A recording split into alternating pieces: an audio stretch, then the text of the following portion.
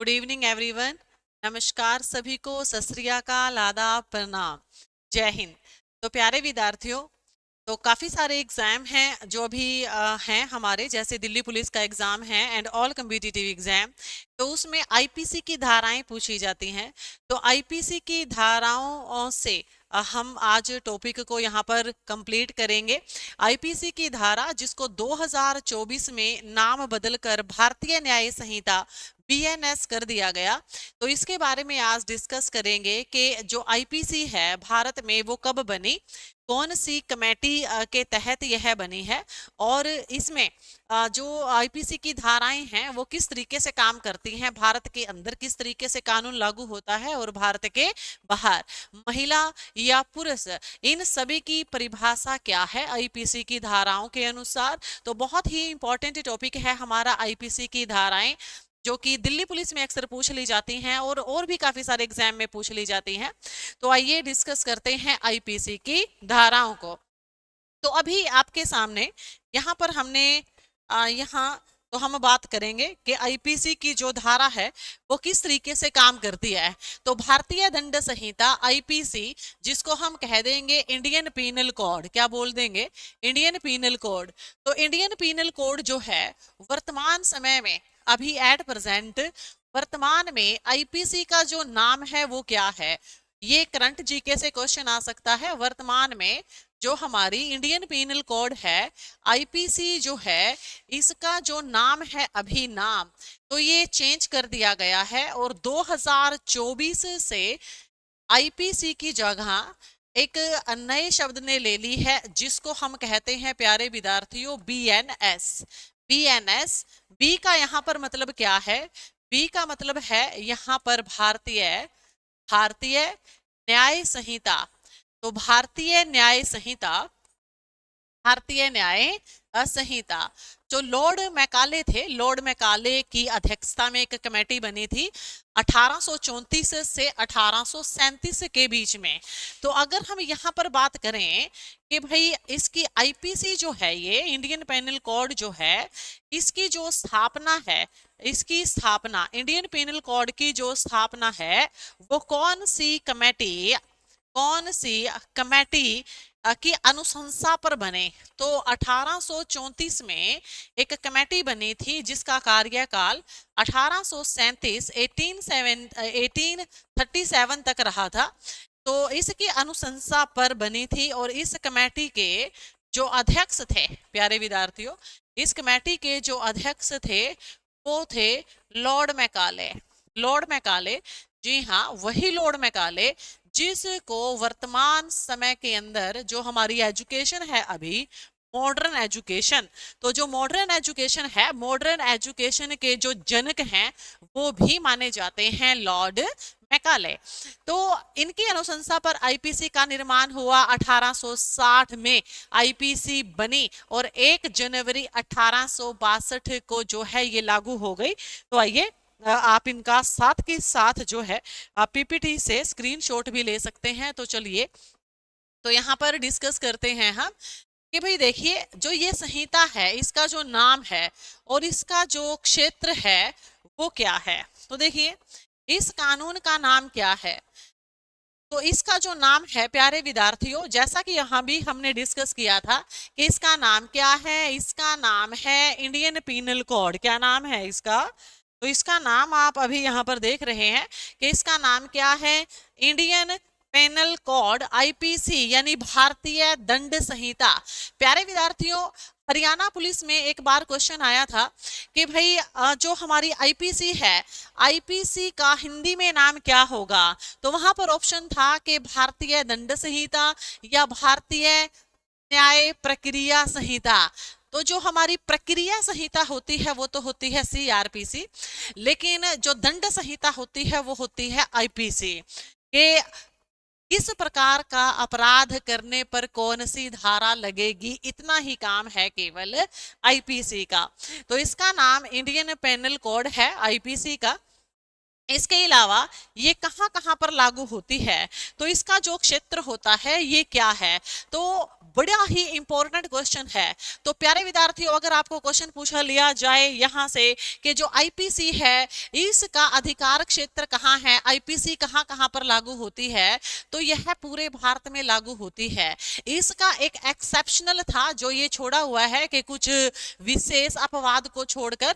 तो प्यारे विद्यार्थियों, जम्मू और कश्मीर में यह लागू नहीं होती थी। लेकिन आप सभी को मैं याद दिला दूं जो हमने टॉपिक कवर किया था पहले कि 5 अगस्त 5 अगस्त 2019, जी हाँ 5 अगस्त 2019 को जम्मू एंड कश्मीर को राज्य से यूटी बना दिया, केंद्र शासित प्रदेश बना दिया।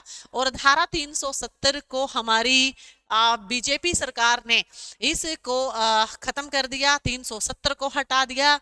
और अब जम्मू एंड कश्मीर में भी आईपीसी लागू होती है। अगर अब पूछ लिया जाए कि क्या जम्मू कश्मीर में आईपीसी लागू है, जी हाँ, केंद्र शासित प्रदेश है, अब आईपीसी जम्मू एंड कश्मीर में भी लागू है। तो यह पूरे भारत में लागू है, एक्सेप्शनल जम्मू एंड कश्मीर हुआ करता था। तो भाई अब इसको जो है, तो इंडियन पीनल कोड ये नाम क्यों रखा गया, इंडियन पीनल कोड ये नाम क्यों रखा गया? इंडिया का नाम क्या है? भारत है। पैनल का मतलब क्या होता है? अपराध और सजा। और कोड का मतलब क्या होता है? विस्तृत नियमों का संकलन। अर्थात इसका अर्थ क्या हुआ? इसका अर्थ हुआ कि भारत के अंदर जो भी अपराध किए जाते हैं, भारत के अंदर जो भी अपराध किए जाते हैं उनके लिए क्या सजा मिलेगी, उन सब के डिटेल से रूल बनाना, डिटेल से नियम बनाना। तो प्यारे विद्यार्थियों, इंडियन पेनल कोड का जो अर्थ है वो यही होता है कि ये केवल इतना बताती हैं कि किस अपराध की कितनी सजा मिलेगी और जो प्रक्रिया है, नियम जो है सजा के वो क्या रहेंगे, ये बताती है। उसके बाद नेक्स्ट आगे देखिए, यह अपराध और अपराध की सजा, अपराध क्या होता है, सबको शामिल करने वाला एक संयुक्त कोड है। तो ये हमें बता देता है कि भाई अपराध एक्चुअल में है क्या और इसकी सजा क्या बनेगी। तो आईपीसी कब बना और यह कब लागू हुआ? तो हमने यहाँ पर डिस्कस किया था कि आईपीसी का जो ड्राफ्ट है वो 1 जनवरी, आईपीसी का जो ड्राफ्ट है वो 1860 में जो है वो तैयार हो चुका था। तो प्यारे विद्यार्थियों, तो लॉर्ड मैकाले के द्वारा जो समिति बनी थी 1834 से 1837 के बीच में, कब बनी थी? 1834 से 1837 के बीच में। तो यहाँ पर ये बना। उसके बाद पूरा कानून बनाया गया 1860 में। तो लॉर्ड मैकाले कमेटी कब बनी है? 1834 से 1837 के बीच में बनी लॉर्ड मैकाले कमेटी। और इस लॉर्ड मैकाले कमेटी ने अपनी सारी रिपोर्ट दे दी और बताया कि भाई कैसे कैसे यह काम करेगा। और कुल 511 सेक्शन उस समय की आईपीसी में थे। तो यहाँ पर मैं आपको बता भी दूं कि टोटल आईपीसी जो है, आईपीसी में टोटल जो सेक्शन है इस समय वो कितने थे प्यारे विद्यार्थियों? 511। तो 511 सेक्शन यानी कि धाराएं, 511 सेक्शन यानी कि धाराएं यहाँ पर थी। तो पूरा कानून बनाया गया कब? 1860 में। इसके अलावा अभी हम बात करेंगे कि लागू कब हुआ। जैसे मैंने आपको बताया था कि ये जो लागू है ये हुआ प्यारे विद्यार्थियों 1 जनवरी 1862 में। तो कब लागू हुआ? 1 जनवरी 1862 को आईपीसी हमारी लागू हुई। उसके बाद जो नेक्स्ट है यहाँ पर, तो वो ध्यान देने योग्य और अन्य कौन कौन सी बातें हैं। तो ध्यान देने योग्य अन्य बातें क्या है कि इंग्लैंड में उस समय कोई एक ऐसा ही कोड नहीं था। भारत पहला देश था जिसने इतनी व्यवस्थित दंड संहिता बनाई। तो देखिए जो ब्रिटेन है ना, ब्रिटेन तो उस समय एक छोटा देश था, ब्रिटेन से बड़ा ही उस समय था हमारा देश भारत। तो लॉर्ड मैकाले कमेटी जब बैठी 1834 से 1837 के बीच में, तो इतने बड़ी हर एक बात के लिए जो धाराएं हैं, अलग अलग जो सेक्शन है, 511 टोटल जो सेक्शन है वो पूरे विश्व में सबसे बड़ा यह इंडियन पेनल कोड की ये जो धाराएं थी ये सबसे बड़ी थी। तो इंग्लैंड में भी इतना व्यवस्थित ढांचा नहीं था आईपीसी का, जो कि पहली बार लागू हुआ था भारत में। ठीक है ना। तो व्यवस्थित तरीके से आईपीसी कानून के तहत सबसे पहले 511 सेक्शन के साथ कहां पर लागू हुआ था? इंडिया के अंदर लागू हुआ था। हालांकि उस समय जब ये लागू हुई हमारे देश पर इंग्लैंड का अधिकार था, लेकिन इंग्लैंड में यह व्यवस्थित तरीका नहीं था, केवल भारत में था। तो भारत का कोई भी कोना ऐसा नहीं है जो आईपीसी से अछूता हो। किसी भी राज्य को इसकी छूट नहीं है। मैं पहले ही आपको बता चुकी हूं कि जम्मू एंड कश्मीर राज्य को छूट हुआ करती थी, लेकिन बीजेपी सरकार ने, हमारी सरकार ने 5 अगस्त 2019 को 370 धारा को तोड़ दिया था, और अब हमारा जो आईपीसी है वो पूरे के पूरे भारत में लागू है। फेडरल सिस्टम हमारे इंडिया में है, ये तो हम जानते ही हैं, पहले हम डिस्कस कर चुके थे यहाँ पर। तो नेक्स्ट देखिए, सबसे पहले तो धारा नंबर 1 में हमने पढ़ा कि जो आईपीसी है वो कैसे काम करता है, आईपीसी का नाम। तो अगर हमें से क्वेश्चन पूछा जाएगा कि आईपीसी का पूर्ण नाम, आईपीसी की व्याख्या, तो ये कौन सी धारा में है आईपीसी की? तो धारा नंबर 1 में है। उसके बाद प्यारे विद्यार्थियों हमारे पास है आईपीसी की धारा नंबर 2, इंपॉर्टेंट है बहुत ज्यादा। तो आईपीसी की धारा नंबर 2 में क्या है? भारत के भीतर किए गए अपराध और उनकी सजा। तो भारत के भीतर, अब यहां पर ध्यान देने योग्य बात है कि भारत में तो घूमने के लिए विदेशी भी आए हुए हैं और भारत के नागरिक भी हैं। तो भारत में विदेशी भी हैं और भारत के नागरिक भी हैं।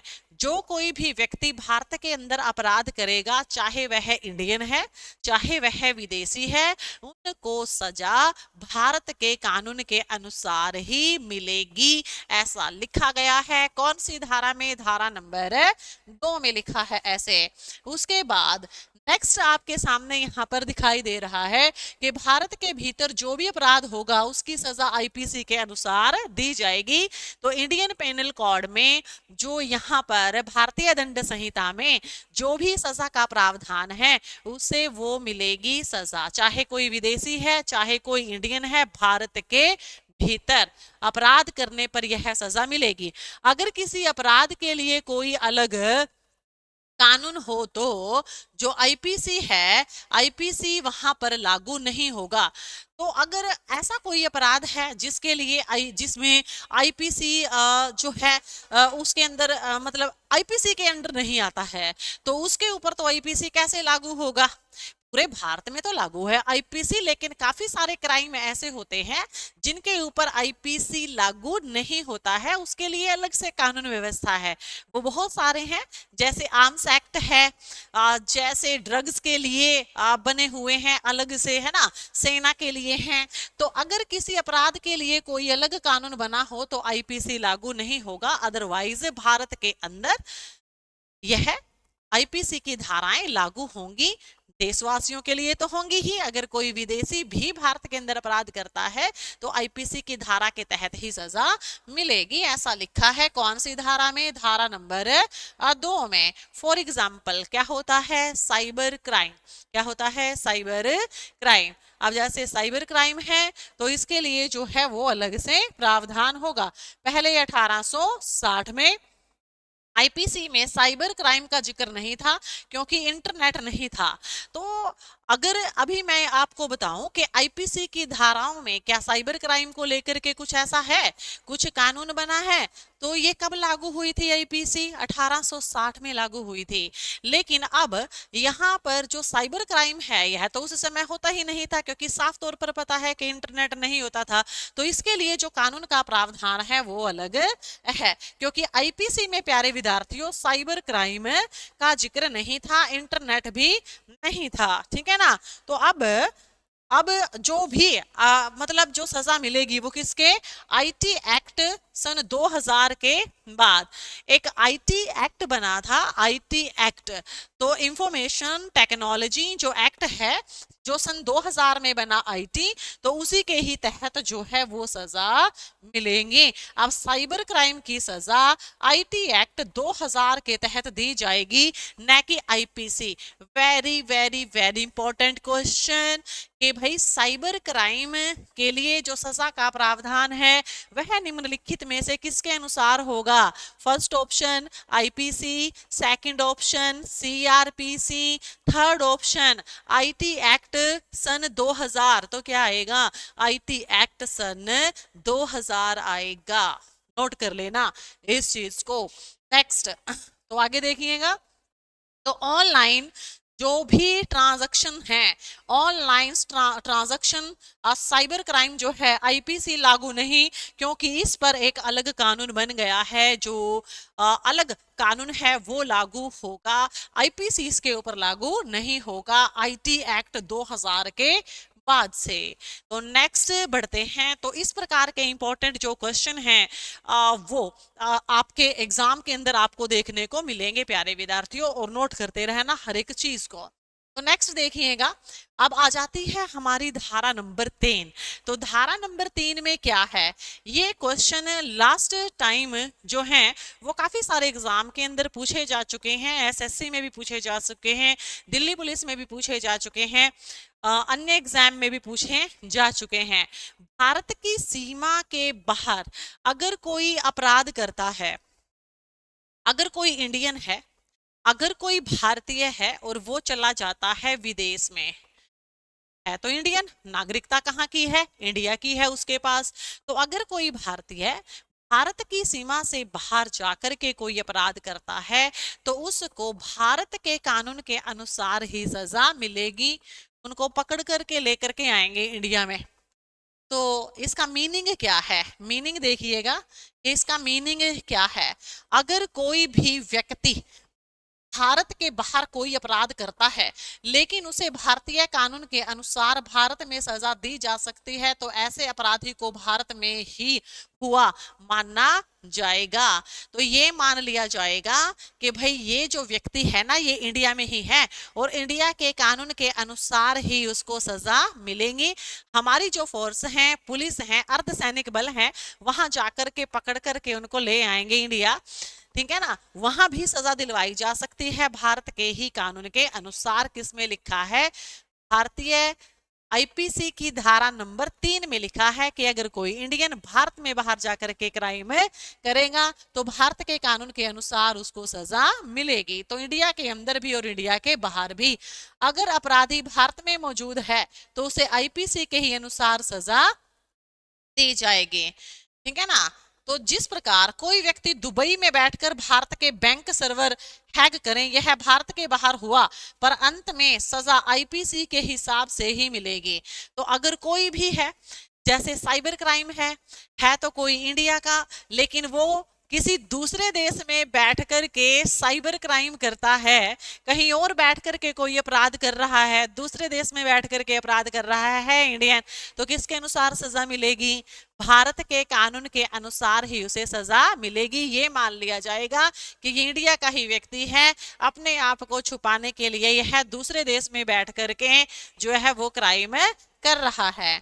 उसके बाद नेक्स्ट देखिएगा, नेक्स्ट जो धारा आएगी यहाँ पर, तो नेक्स्ट धारा प्यारे विद्यार्थियों हमारी आएगी धारा नंबर 4। जो धारा नंबर 4 है इसमें क्या है? भारतीय राज्य सीमा से बाहर भी क्षेत्र, जो हमारी यह धारा बताती है कि आईपीसी सिर्फ भारत के भीतर ही नहीं बल्कि भारत के बाहरी क्षेत्रों पर भी लागू होता है। भारत के अंदर तो आईपीसी लागू होती ही है, लेकिन भारत के बाहर भी आईपीसी लागू होती है। इसका जो मीनिंग है वो क्या है? जैसे अगर भारत के कोई भी मतलब जैसे जलयान है, भारत में रजिस्टर वायुयान, जलयान, शिप, अगर कोई अपराध ऐसे विमान जहाज पर होता है जो भारत में रजिस्टर है, अगर आप समुद्र में यात्रा कर रहे हैं और वो जो जहाज है वो भारत का रजिस्टर मतलब ब्लैक कीज जो है वो गैर कानूनी नहीं, कानूनी जहाज है। तो कानूनी जहाज है, भारत का रजिस्टर जहाज है, समुद्री जहाज, और एरोप्लेन है भारत का ही है। अगर आप उसमें बैठ कर के भी अपराध करते हैं और वो भारत की सीमा से बाहर है, तो भी मान लिया जाएगा कि जो अपराध है वो भारत के अंदर ही हुआ है, और जो आपने क्राइम किया है वो भारत के बाहर जाकर के नहीं किया, भारत के अंदर ही किया है, क्योंकि आप भारतीय समुद्री जहाज में हो, भारतीय एयरप्लेन में हो। तो भाई धारा नंबर 4 ये कहती है। उसके बाद एयर इंडिया का प्लेन दुबई के ऊपर उड़ रहा हो और उसमें लड़ाई चोरी हो जाए तो भारत में हुआ माना जाएगा। तो आईपीसी की धारा के अनुसार ही सजा मिलेगी। अब कोई भी है उसमें, चाहे देसी है चाहे विदेशी है, ठीक है ना, वो कहाँ से गया है, इंडिया से गया है। तो इंडिया से गया है, भारत का ही वो प्लेन है, और वहां पर अगर कोई चोरी हुई है तो फिर उन व्यक्तियों को पकड़ लिया जाएगा जिसने भी चोरी की है, और उसको भारत की ही आईपीसी की धारा के अनुसार सजा मिलेगी, भले ही वो हमारा एरोप्लेन, हमारा जहाज दूसरे देश की सीमा में ही क्यों ना हो। उसके बाद तो नेक्स्ट देखिएगा, आगे बात करते हैं धारा नंबर 5। तो भारतीय संविधान की धारा नंबर 5 में क्या है? तो धारा नंबर 5 में कुछ एक्सेप्शनल है, कुछ अपवाद हैं धारा नंबर 5 में। एक्सेप्शनल क्या है, अपवाद क्या है, बहुत ही इंपॉर्टेंट है आपकी आईपीसी की धारा नंबर 5। तो मेरी बात को ध्यान से सुनिएगा कि यहाँ पर जो अपवाद हैं वो क्या क्या हैं। तो देखिए, वैसे तो हमारी आईपीसी की धाराएं सब पर ही लागू होती हैं, भारत के अंदर भी, और जो भारतीय भारत से बाहर गए हैं वहां भी, और अभी हमने डिस्कस किया हमारे रजिस्टर जहाज एरोप्लेन के अंदर हुए अपराध, भले ही वो दूसरे देशों में विचरण कर रहे हैं, ये सब। तो एक्सेप्शनल क्या है? एक्सेप्शनल ये है कि आईपीसी की जो धाराएं हैं वो कुछ जगह लागू नहीं होंगी। जैसे प्यारे विद्यार्थियों, एक तो सेना के अधिकारियों पर लागू नहीं होगी, उनके लिए सेना का एक्ट अलग से है। एक होता है प्यारे विद्यार्थियों आर्म्स एक्ट, और एक होते हैं नार्कोइस्ट टेस्ट, यानी कि जो कि हम यहाँ पर कह देंगे कि भाई अफीम है या फिर अन्य जो चीजें हैं, मतलब वो सारी अन्य नशा इत्यादि की जो वस्तुएं हैं। तो ध्यान देंगे 1959 प्लस 1962, और उसके बाद हमारा 2019।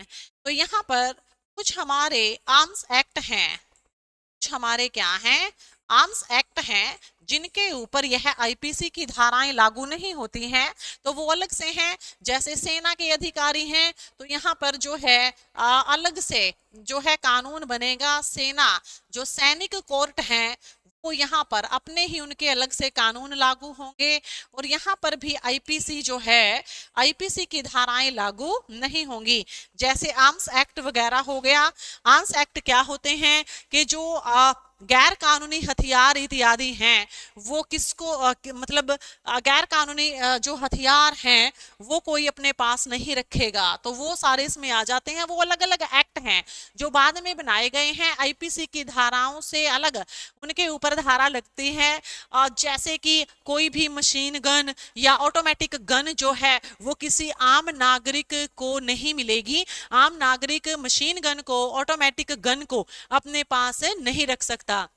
उसके अलावा जो हवाई फायर करने के लिए गन होता है तो उसके लिए क्या रूल्स होंगे वो सारे अलग से हैं, आर्म्स एक्ट के तहत हैं। और किसको जो है गन रखने का अधिकार होगा, हमें पता ही है कि अगर हमें गन लेनी है तो हमें डीएम से लाइसेंस लेना होगा, लाइसेंसिंग कंपनी से डीएम की जो परमिशन है वो लेनी होगी, तभी हम कोई हथियार अपने पास रख सकते हैं। अदरवाइज गैर कानूनी हथियार जो हैं वो हम नहीं रख सकते हैं। और समय समय पर हमें जो है इंक्वायरी भी इनकी करवानी होती है कि हमारे पास जो है वो कौन सा हथियार है इत्यादि।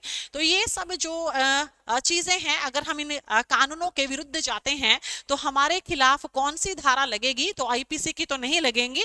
ये जो एक्ट बाद में बने हैं 1959 का, 1962 का और 2019 का जो आर्म्स एक्ट है, इनके अनुसार ही वहां पर जो है वो कानून व्यवस्थाएं लागू होगी। ठीक है, और उसके लिए हमें पता है कि गैर कानूनी जिस जिस प्रकार का हमारे पास हथियार है, तो 1 साल से लेकर के 3 साल की सजा या फिर 7 साल की जो सजा है, वो जैसा जैसे भी सिचुएशन है तो उस प्रकार से जो है वो हमें सजा मिलती है। तो आर्म्स एक्ट के ऊपर, सेना के ऊपर, और जो नार्कोइस्ट है यानी कि जितना भी हमारा ड्रग्स इत्यादि का जो का है उसके ऊपर जो है आईपीसी की धाराएं नहीं लगेंगी कि वो स्मगलिंग करते हैं, सीमा पार से ड्रग्स को जो है सप्लाई करते हैं वगैरह वगैरह।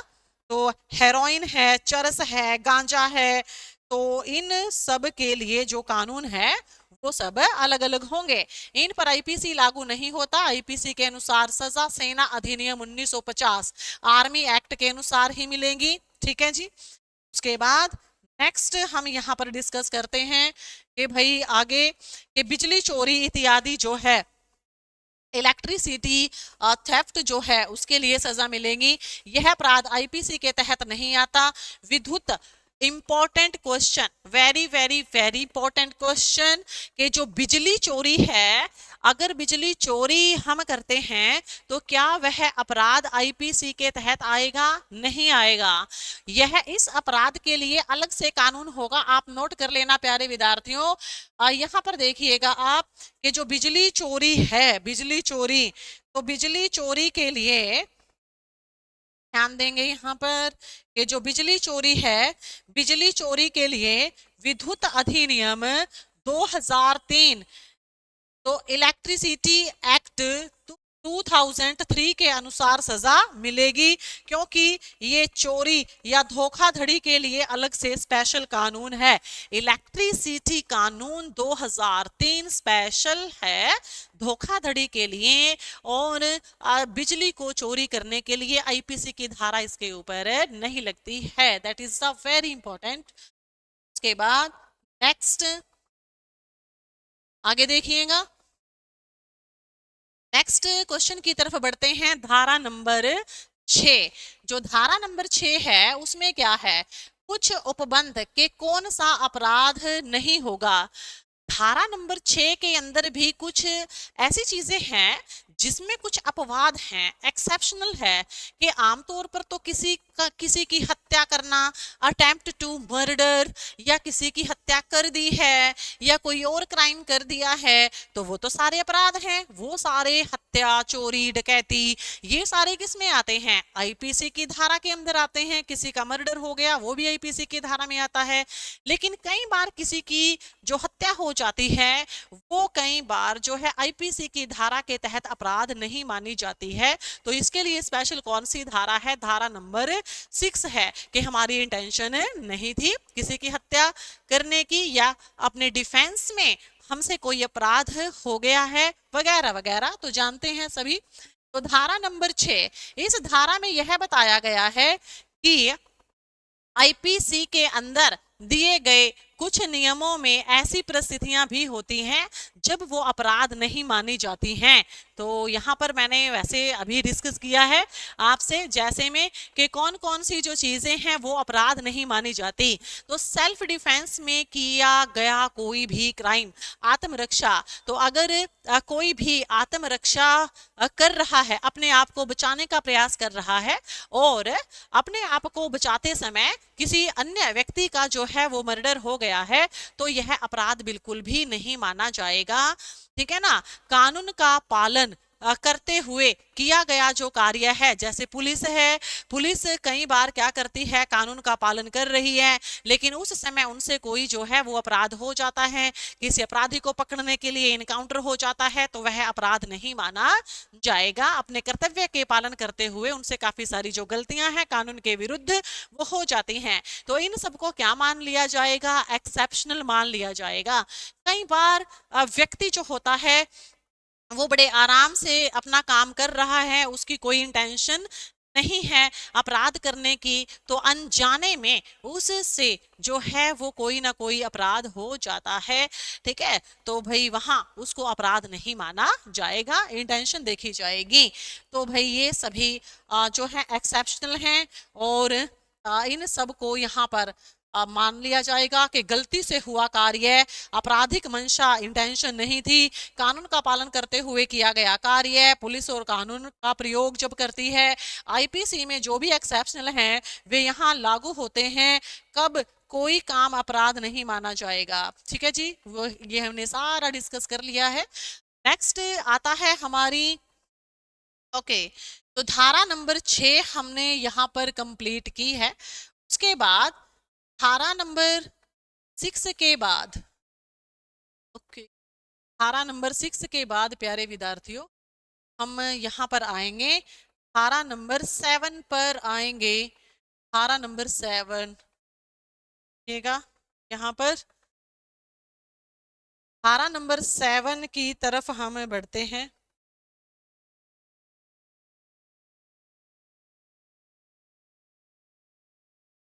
तो धारा नंबर 7, ओके 8, तो धारा नंबर जो 8 है वो क्या कहती है? तो धारा नंबर 8 में लिंग की परिभाषा यहाँ पर दी गई है, जेंडर डेफिनेशन दी गई है। तो धारा नंबर 8 आई है, लिंग की परिभाषा, जेंडर डेफिनेशन।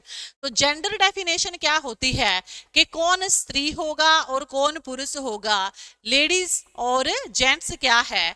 तो ये सारी यहाँ पर परिभाषा, कई बार क्या होता है आईपीसी की धाराओं में लिखा हुआ होता है ओनली ही, तो ही लिखा हुआ होता है। तो ही का मतलब अगर कोई भी कानून ही के ऊपर लागू हो रहा है तो सेम क्राइम के लिए वही कानून शी पर भी लागू होगा, मतलब स्त्री पर ही भी लागू होगा।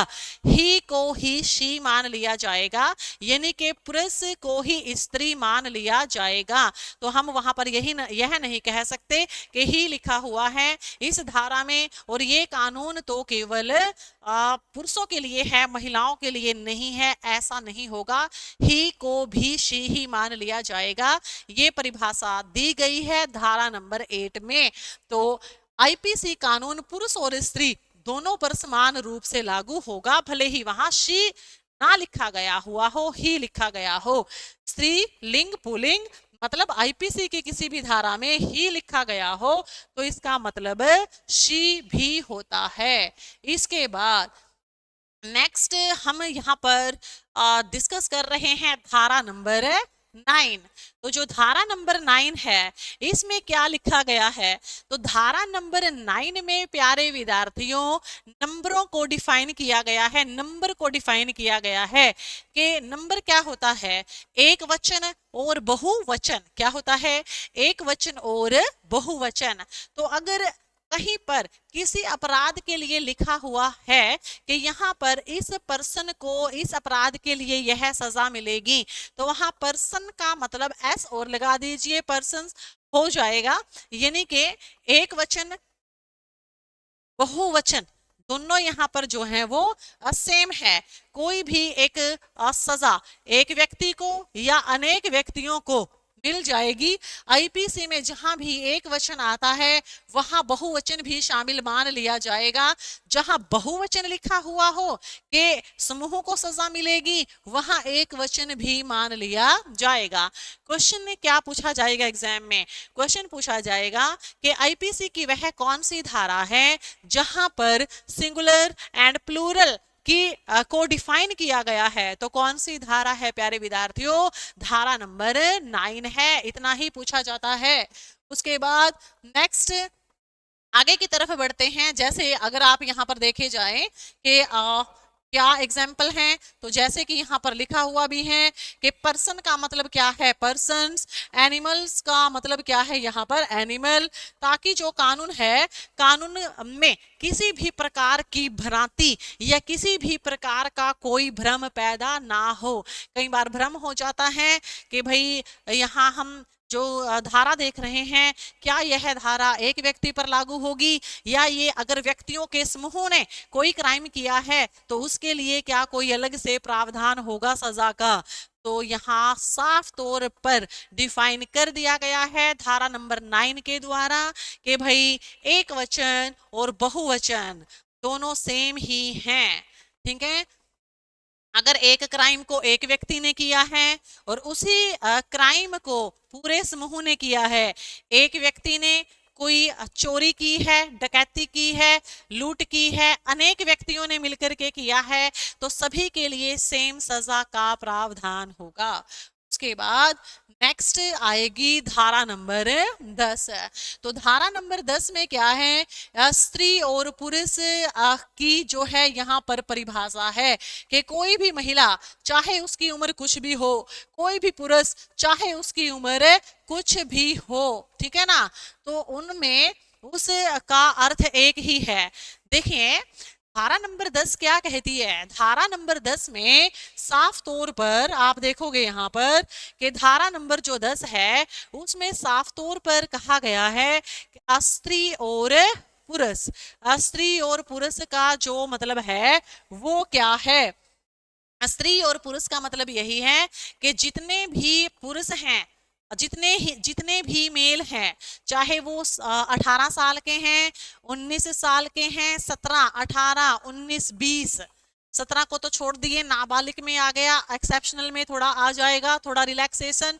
18 से लेकर के 18, 19, 20, 22, 23 साल के जितने भी मेल हैं वो सारे के सारे पुरुष में ही काउंट होंगे, और जितनी भी स्त्री हैं या मतलब जितनी भी छोटी लड़कियां हैं 18, 19, 20 साल, तो वो भी सभी की सभी जो है स्त्रियों में ही काउंट होंगी। और कुछ ऐसे क्राइम होते हैं जिसमें नाबालिग को भी शामिल किया जाता है, कुछ ऐसे क्राइम भी होते हैं, जैसे आपने नोटिस किया होगा कि निर्भया हत्याकांड जो हुआ था, जितने भी उसमें 17 साल के या 18 साल से नीचे की उम्र के जो व्यक्ति थे, तो उनको भी जो है वो फांसी की सजा सुनाई गई थी, तो उनमें भी काउंट कर लिया जाता है। तो ये कौन सी धारा है, हमारी धारा नंबर हमारी 10 थी। तो प्यारे विद्यार्थियों, हमने यहाँ आईपीसी की मुख्य 10 धाराओं को हमने यहाँ पर डिस्कस किया, तो बाकी की इंपॉर्टेंट जो धाराएं हैं इसके अलावा तो वो सभी हम करेंगे कल डिस्कस। तब तक के लिए पढ़ते रहिए। धन्यवाद सभी को, कल फिर मिलते हैं। Okay, good night everyone.